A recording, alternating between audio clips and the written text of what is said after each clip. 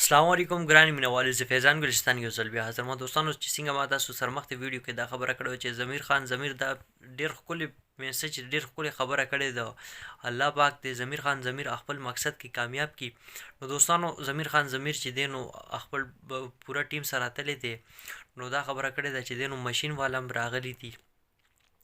او هغې نه علاوه انجینیر هم راغلی، ډاکټر حضرات هم راغلي دي، نور هم چې دی نو ډېر زیات کسان وله راغلي دي. خو والا هغې دا خبره کوي چې ولې چې کم جنون چې کم جذبه د ضمیر خان ضمیر وه،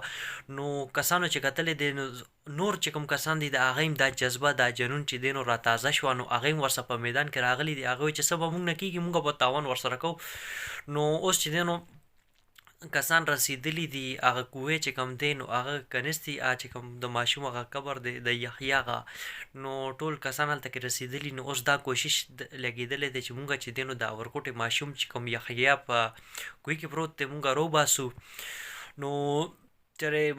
ما مخکې هم دا خبره کړم، ماشوم چې ژوندی وي نو د هغه به علاج ټریټمنټ به کوي، او چېرې مړ شوی دی نو هغه به چې دی نو هدیره کې به ښخی او باقاعده به چې دی نو یو طریقې سره به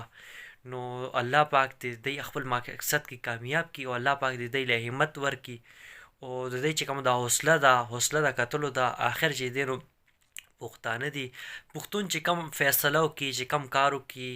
او چې کم اراده وکړي نو هغه بیا سره پورې رسولی شي. نو الله پاک دې داسې غیرتمند پښتانه چې دی نو زموږ په معاشره کې نور هم پیدا کړي چې څنګه ضمیر خان ضمیر دی ورسره چې کوم دا کسان دي نو داسې جذبات او داسې چې دی نو فلاحي کارونه،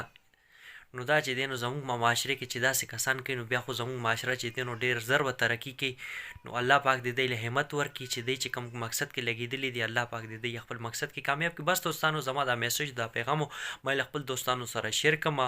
انشاءالله ډېر تاسو سره به یو نوې ویډیو کې به ملاقات کېږي، نوې اپډیټ سره به. تر هغې پورې اجازت غواړم د لوی له پامان.